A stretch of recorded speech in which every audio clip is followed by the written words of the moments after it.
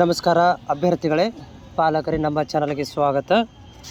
ಈಗಾಗಲೇ B ಎಡ್ನ online ಅರ್ಜಿಗಳು ಮುಕ್ತಾಯವಾಗಲಿಕ್ಕೆ ನಾಳೆ ಕೊನೆಯ ದಿನಾಂಕ ಇದೆ. ನಾಳೆಗೆ ಸಂಪೂರ್ಣವಾಗಿ ಸಂಜೆ ಕ್ಲೋಸ್ ಆಗುತ್ತೆ. ಯಾಕಂದರೆ ನಾಳೆ 3 ತಾರೀಕು ಆ್ಯಸ್ ಪರ್ ದ ಅವರ ಒಂದು ಸ್ಕೆಡ್ಯೂಲ್ ಪ್ರಕಾರ 3/11/2025ಕ್ಕೆ ಕೊನೆಯ ದಿನಾಂಕ ಇರುತ್ತೆ ಆನ್ಲೈನ್ ಅರ್ಜಿಗಳನ್ನು ಸಲ್ಲಿಸಲಿಕ್ಕೆ. ಜೊತೆಗೆ ಸಿಮಲ್ಟೇನಿಯಸ್ಲಿ ಡಾಕ್ಯುಮೆಂಟ್ ವೆರಿಫಿಕೇಷನ್ ಮಾಡಲಿಕ್ಕೆ ಕೂಡ ಏನಪ್ಪ ಅಂದರೆ ಅವರು ಒಟ್ಟಾಗಿ ಕೊಟ್ಟಿರುವಂಥದ್ದು ಆನ್ಲೈನ್ ಅರ್ಜಿಗಳನ್ನು ಸಲ್ಲಿಸಲಿಕ್ಕೆ ಮತ್ತು 7 ದಿನಗಳ ಒಳಗಾಗಿ ಡಾಕ್ಯುಮೆಂಟ್ ವೆರಿಫಿಕೇಷನ್ ಮಾಡಲಿಕ್ಕೆ ಮತ್ತು ನೂಡಲ್ ಸೆಂಟರ್ಗಳಿಗೆ ಹೋಗಿ ಡಾಕ್ಯುಮೆಂಟ್ ವೆರಿಫಿಕೇಷನ್ ಮಾಡ್ಕೊಳ್ಳಿಕ್ಕೆ ಇದೆಲ್ಲದಕ್ಕೂ ಕೂಡ 3 ತಾರೀಕು ಕೊನೆಯ ದಿನಾಂಕ ಅಂತ ಕೊಟ್ಟಿರುವಂಥದ್ದು. ಓಕೆ, ಈಗಲೇ ನೀವೆಲ್ಲನೂ ಸಂಪೂರ್ಣವಾಗಿ ಎಲ್ಲ ಒಂದು ಏನಂದರೆ ಅರ್ಜಿಗಳನ್ನು ಹಾಕಿ ಡಾಕ್ಯುಮೆಂಟ್ ವೆರಿಫಿಕೇಷನ್ ಮಾಡ್ಕೊಂಡಿದ್ದೀರಾ ಅಂತ ಅಂದ್ಕೊಂಡಿದ್ದೀನಿ. ನನ್ನ ಈ ಚಾನಲ್ ಮುಖಾಂತರ ನಿಮ್ಮಗಳಿಗೆ ನಿಮ್ಮ ಡೌಟ್ಗಳನ್ನು ಕ್ಲಿಯರ್ ಮಾಡಲಿಕ್ಕೆ ನಾನು ಪ್ರತಿ ಸಾರಿ ಕೂಡ ನಿಮ್ಮ ಡೌಟ್ಗಳನ್ನು ಕ್ಲಿಯರ್ ಮಾಡಲಿಕ್ಕೆ ವಿಡಿಯೋ ಮಾಡ್ತಾ ಇರುವಂಥದ್ದು. ಈಗೂ ಕೂಡ ನೀವು ಕಾಮೆಂಟ್ಸ್ಗಳನ್ನು ಹಾಕಿದ್ದೀರಿ, ಕಾಮೆಂಟ್ಸ್ಗಳನ್ನು ಓದಿ ಅದಕ್ಕೆ ರಿಪ್ಲೈ ಕೂಡ ಕೊಡ್ತೇನೆ. ಅಭ್ಯರ್ಥಿಗಳ ಚಾನಲ್ ಹೊಸಬರಾಗಿದ್ದರೆ ನಮ್ಮ ಚಿಕ್ಕ ಚಾನಲ್ನ ಸಬ್ಸ್ಕ್ರೈಬ್ ಮಾಡ್ಕೊಂಡು ಸಪೋರ್ಟ್ ಮಾಡಿ. ಸಬ್ಸ್ಕ್ರೈಬರ್ ಫ್ರೀ ಇದೆ, ಜಸ್ಟ್ ಒಂದು ಬಟನ್ ಪ್ರೆಸ್ ಮಾಡಿದರೆ ಸಬ್ಸ್ಕ್ರೈಬ್ ಆಗುತ್ತೆ. ಜೊತೆಗೆ ನಿಮ್ಮಲ್ಲಿ ಏನಾದರೂ ಡೌಟ್ ಇದ್ದರೆ ಕಾಮೆಂಟ್ಸ್ ಬಾಕ್ಸ್ ಓಪನ್ ಇದೆ, ಮೆಸೇಜ್ ಹಾಕ್ಬೋದು. ಸೊ ನಮ್ಮ ಅಭ್ಯರ್ಥಿಗಳು ಕಾಮೆಂಟ್ ಹಾಕಿರುವಂಥದ್ದು, ಸರ್ ನಾನು ವೆರಿಫಿಕೇಷನ್ ಟೈಮಲ್ಲಿ ನೋಡಲ್ ಸೆಂಟರ್ನಲ್ಲಿ ನನ್ನ ಬಾಲಿ ಕನ್ನಡ ಮೀಡಿಯಂ ಸರ್ಟಿಫಿಕೇಟ್ ಇದೆ, ಅದು ಸಬ್ಮಿಟ್ ಮಾಡಿದ್ದೇನೆ. ಆದರೆ ಅವರು ನೋಡಲ್ ಸೆಂಟರ್ದಲ್ಲಿ ಒಂದು ಫಾರ್ಮ್ ಕೊಟ್ಟಿದ್ದಾರೆ, ಅದರಲ್ಲಿ ಸ್ಟಡಿ ಸರ್ಟಿಫಿಕೇಟ್ ನೋ ಅಂತ ಕೊಟ್ಟಿದ್ದಾರೆ.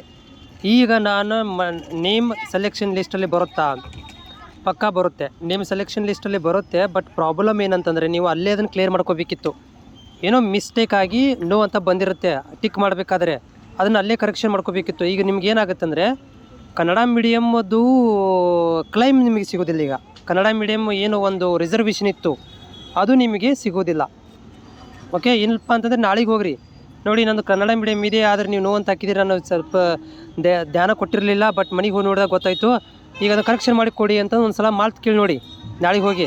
ಬಟ್ ನಿಮಗೆ ರಿಸರ್ವೇಷನ್ ಬೇಕಂದರೆ ಕನ್ನಡ ಮೀಡಿಯಮ್ ರಿಸರ್ವೇಷನ್ ಬೇಕಂದರೆ, ಇಲ್ಲಪ್ಪ ಅಂತಂದರೆ ನೀವು ಎದರಾಗ ಬರ್ತೀರ ಅಂದರೆ ನಾರ್ಮಲ್ ಜನರಲ್ದಲ್ಲಿ ಬಂದುಬಿಡ್ತೀರಾ. ಕನ್ನಡ ಮೀಡಿಯಮ್ ರಿಸರ್ವೇಷನ್ ಸಿಗೋದಿಲ್ಲ ಅಷ್ಟೇ. ಬಟ್ ಲಿಸ್ಟ್ ಬರುತ್ತೆ, ಆದರೆ ಕನ್ನಡ ಮೀಡಿಯಮ್ ಅಂತ ಬರೋದಿಲ್ಲ, ಕನ್ನಡ ಮೀಡಿಯಮ್ ರಿಸರ್ವೇಷನ್ ಬರೋದಿಲ್ಲ. ವೆರಿಫಿಕೇಷನ್ ಲಾಸ್ಟ್ ಡೇಟ್ ಯಾವಾಗ ನೋಡಿರಿ, ಆ್ಯಸ್ ಪರ್ ದ ಸ್ಕೆಡ್ಯೂಲ್ ಪ್ರಕಾರ ವೆರಿಫಿಕೇಷನ್ ನೀವು ಮಾಡಿಸ್ಕೋಬೇಕಂತಂದರೆ ಅದಕ್ಕೆ ನೀವು ಅಪ್ಲಿಕೇಶನ್ ಹಾಕಿ 7 ದಿನಗಳ ಒಳಗಾಗಿ ಹೋಗಬೇಕಂತ ಕಂಡೀಷನ್ ಇದೆ. ನಾಳೆಗೆ ಅಪ್ಲಿಕೇಶನು ಕ್ಲೋಸ್ ಆಗುತ್ತೆ. ಡಾಕ್ಯುಮೆಂಟ್ ವೆರಿಫಿಕೇಷನ್ ಏನಿದೆಯಲ್ಲ ಅದು ಅಪ್ಲಿಕೇಶನ್ ಹಾಕಿ 7 ದಿನಗಳ ಒಳಗಾಗಿ. Sir, B Ed eligibility list announcement ಆದ ಮೇಲೆ ನಾವು 11/12ಕ್ಕೆ ಕಾಲೇಜ್ ಸೆಲೆಕ್ಷನ್ ಚೇಂಜ್ ಮಾಡ್ಬೋದಾ? ಪಕ್ಕಾ ಮಾಡ್ಬೋದು, ಚೇಂಜ್ ಮಾಡ್ಕೊಳ್ಳಿಕ್ಕೆ ಕೊಟ್ಟಿರುವಂಥದ್ದು, ಬದಲಾವಣೆ ಮಾಡ್ಕೊಳ್ಬೋದು. ಹಾಯ್ ಸರ್, ನಂದು ವೆರಿಫಿಕೇಷನ್ ಆಗಿದೆ, ಆದಮೇಲೆ ನಾನು ನೋಡಿದೆ ಆಪ್ಷನ್ ಎಂಟ್ರಿ ಸಬ್ಜೆಕ್ಟ್ 3ರಲ್ಲಿ ನಾನ್ ಆಗಿದೆ ಸರ್, ಏನು ಪ್ರಾಬ್ಲಮ್ ಆಗುತ್ತಾ? ಪ್ರಾಬ್ಲಮ್ ಆಗೋದಿಲ್ಲ, ಪ್ರಾಬ್ಲಮ್ ಏನಾಗೋದಿಲ್ಲ. ಯಾಕಂತಂದರೆ ನಿಮ್ಮದು ಈಗ NEP-ದವ್ರದ್ದು ಸ್ವಲ್ಪ ಏನಂದರೆ 2 ಮೇಜರ್ ಸಬ್ಜೆಕ್ಟ್ ಇರೋದ್ರಿಂದ ಅವರು ನಾನ್ ಅಂತ ಹಾಕೊಂಡಿರ್ತಾರೆ. ಹಂಗೆ ನಿಮ್ಮದು ಆಗಿರ್ಬೋದು. ಬಟ್ ನೀವು ಡಾಕ್ಯುಮೆಂಟ್ ವೆರಿಫಿಕೇಷನ್ ಹೋದಾಗ ಅದನ್ನು ಕರೆಕ್ಷನ್ ಮಾಡ್ಬೋದಿತ್ತು, ಬಟ್ ಏನೋ ಮಿಸ್ಟೇಕ್ ಆಗಿದೆ. ಬಟ್ ಇದರಿಂದ ಏನು ಪ್ರಾಬ್ಲಮ್ ಆಗುತ್ತೆ ಅಂತಂದರೆ ನೀವು ಸ್ಪೆಷಲೈಜೇಷನ್ ಏನಿದೆಯಲ್ಲ ತೊಗೊಂಡಿರ್ತೀರಿ, ಅದೇ ನಿಮಗೆ ಬಿ ಎಡಲ್ಲಿ ಬರುತ್ತೆ. ನೀವು ಬಿ ಎಡ್ ಆಯ್ಕೆ ಮಾಡ್ಕೊಂಡಾಗ, ಅಥವಾ ನೀವು ಏನಾದರೂ ಸ್ಪೆಷಲೈಜೇಷನ್ ಇನ್ ಕೇಸ್ ಆಫ್ ಆ ಕಾಲೇಜಲ್ಲಿ ಇತ್ತು ಆದರೆ ನೀವು ಹಾಕಿರಲಿಲ್ಲ ಅಂದರೆ ಆ ಕಾಲೇಜ್ ಕೊಡೋಂಗಿಲ್ಲ ನಿಮಗೆ. ಸ್ಪೆಷಲೈಜೇಷನ್ ಇಂಪಾರ್ಟೆಂಟ್ ಆಗುತ್ತೆ, ಒಂದಷ್ಟು ಕಾಲೇಜ್ಗಳಲ್ಲಿ ಸ್ಪೆಷಲೈಜೇಷನ್ ಸೊ ಅಲ್ಲಿ ನಿಮಗೆ ಪ್ರಾಬ್ಲಮ್ ಆಗ್ಬೋದು. ಸ್ಪೆಷಲೈಜೇಷನ್ ಕಾಲೇಜ್ಗಳಿಗೆ ತೊಂದರೆ ಆಗ್ಬೋದು ಅಷ್ಟೇ. ಸರ್, ನನ್ನದು 1ರಿಂದ PUC ತನಕ ಶ್ವೇತಾ ಬ್ಯಾಡ್ಗೆ ಅಂತ ಬಂದಿದ್ದು ಕನ್ನಡ ಮನೆಯ ಪ್ರಕಾರ ಆಧಾರದಲ್ಲಿ ಶ್ವೇತಾ ಹೆಬ್ಬಳೆ ಅಂತ ಡಿಗ್ರಿ ಅಂಕಪಟ್ಟಿಯಲ್ಲಿ ಬಂದಿದೆ. ಏನಾದರೂ ಪ್ರಾಬ್ಲಮ್ ಆಗುತ್ತೆ? ಆಗೋದಿಲ್ಲ ರೀ. ಯಾಕಂದರೆ ಅಪ್ಲಿಕೇಶನ್ ಹಾಕಬೇಕಾದ್ರೆ ನೀವು ಮ್ಯಾರಿಡ್ ಅಂತ ಹಾಕಿದರೆ ಪ್ರಾಬ್ಲಮ್ ಆಗೋದಿಲ್ಲ.